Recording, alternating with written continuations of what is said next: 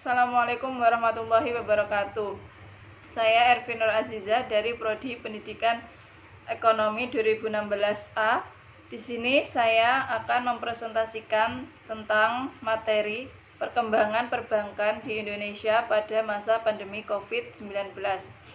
Di sini Bank Indonesia bersama otoritas terkait berkomitmen untuk menjaga kelancaran layanan sistem pembayaran dan transaksi keuangan untuk mendukung berbagai kegiatan ekonomi.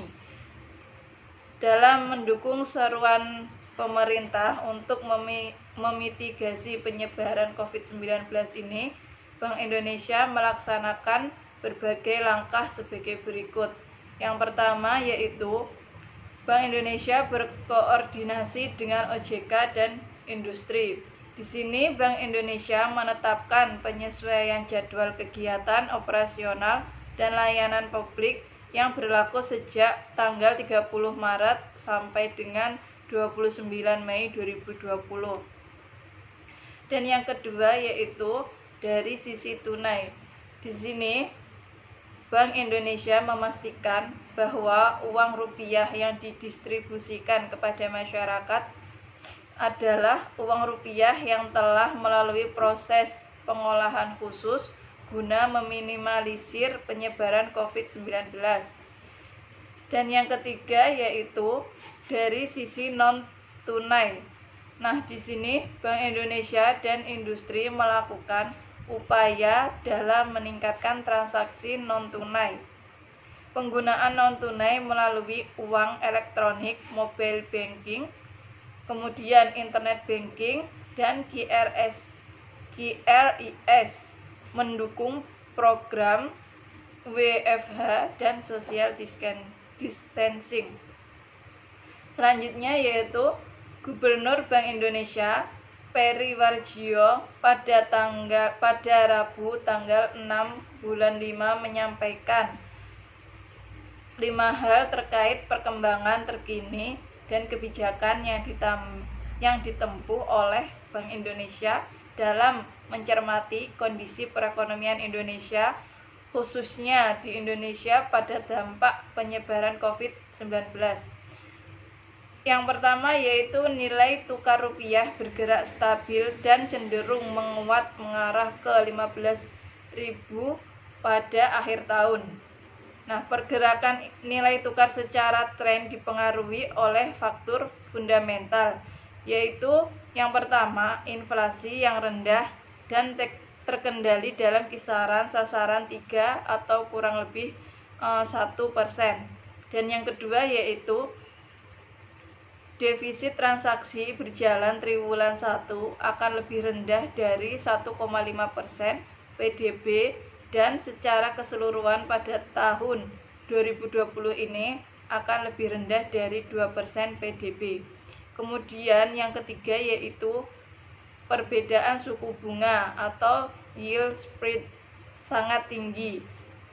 Yield SBN 10 tahun Indonesia sebesar 8,02%. Nah, sedangkan yield USD Note 10 tahun sebesar 0,3% atau 0,4%, sehingga yield spread sebesar 7,5%.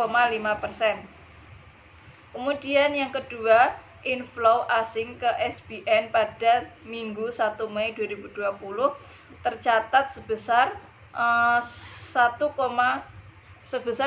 triliun. Pergerakan aliran modal asing portfolio ke SBN yang diterbitkan oleh pemerintah baik di pasar perdana atau di pasar sekunder pada Minggu tanggal 1 Mei 2020 tercatat inflow tersebut sebesar 1,17 triliun. Kemudian yang ketiga, inflasi 2020 terkendali dan rendah di kisaran sasaran 3 atau kurang lebih 1%. Nah, faktor rendahnya permintaan mulai membuat tekanan terhadap inflasi berkurang yang dipengaruhi oleh langkah-langkah penanganan pandemi COVID-19 yang menyebabkan aktivitas manusia yang lebih rendah terkait pembatasan mobilitas. PSBB dan lain sebagainya. Nah, kondisi tersebut juga mempengaruhi perkiraan inflasi pada saat bulan Ramadan dan Idul Fitri yang lebih rendah daripada data historinya. Nah, Bank Indonesia meyakini sampai dengan akhir tahun 2020 ini inflasi akan terkendali dan akan rendah di kisaran sasaran 3 atau kurang lebih 1%. Kemudian yang keempat yaitu pertumbuhan ekonomi Indonesia triwulan 1 2020 tercatat 2,972%. Pertumbuhan ekonomi Indonesia pada triwulan 1 2020 tercatat 2,97%, lebih rendah dari perkiraan Bank Indonesia yang mana 4,4%. Hal tersebut didorong oleh dampak penanganan pandemi COVID-19 yang mulai mempengaruhi kegiatan ekonomi baik dari sisi pendapatan, sisi konsumsi, produksi, investasi, serta ekspor dan impor. Pada pertumbuhan ekonomi di Indonesia pada triwulan 1 termasuk salah satu yang tertinggi, lebih baik dari sebagian besar negara-negara yang lainnya. Kemudian yang kelima yaitu kebijakan dan operasi moneter Bank Indonesia. Sini Bank Indonesia berkomitmen untuk melaksanakan kebijakan moneter yang prudent dan dengan tata cara kelola yang baik. Yang pertama yaitu mekanisme pengedaran uang kartal. Sesuai Undang-Undang Mata Uang atau Undang-Undang Nomor 7 Tahun 2011, perencanaan, percetakan, dan pemusnahan uang kartal atau uang kartal dan logam melalui koordinasi Bank Indonesia dengan Kementerian Keuangan dengan jumlah sesuai dengan perkiraan kebutuhan masyarakat. Kemudian yang kedua yaitu operasi moneter dalam pengendalian uang giral dan likuiditas pasar uang dan perbankan.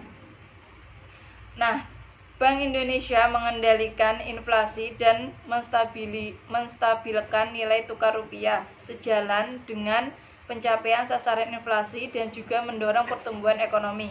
Langkah ini dilakukan Bank Indonesia adalah melalui penetapan suku bunga acuan dan pelaksanaan operasi moneter untuk mengelola likuiditas di pasar uang dan perbankan sejalan dengan langkah kebijakan Bank Indonesia dalam menstabilkan nilai tukar rupiah. Kemudian kebijakan QE Bank Indonesia. Kebijakan QE akan dapat memberikan dampak yang efektif ke sektor real dengan dukungan dan stimulus fiskal, antara lain melalui implementasi jaring pengaman sosial. Nah, intensif industri termasuk subsidi KUR, KUR, dan program bantuan sosial lainnya dengan dukungan restrukturisasi kredit. Mekanisme QE selengkapnya terlampir pada Bank Indonesia akan terus memperkuat koordinasi ini dengan pemerintah dan OJK untuk memonitor secara cermat dinamika penyebaran COVID-19 ini. Dan dampaknya terhadap perekonomian Indonesia itu dari waktu ke waktu serta langkah ke langkah koordinasi kebijakan lanjutan yang perlu ditempuh untuk menjaga stabilitas perekonomian dan sistem keuangan serta menopang pertumbuhan ekonomi Indonesia tetap baik dan berdaya tahan. Nah, di sini cukup sekian presentasi dari saya. Saya kurang lebihnya minta maaf. Wassalamualaikum warahmatullahi wabarakatuh.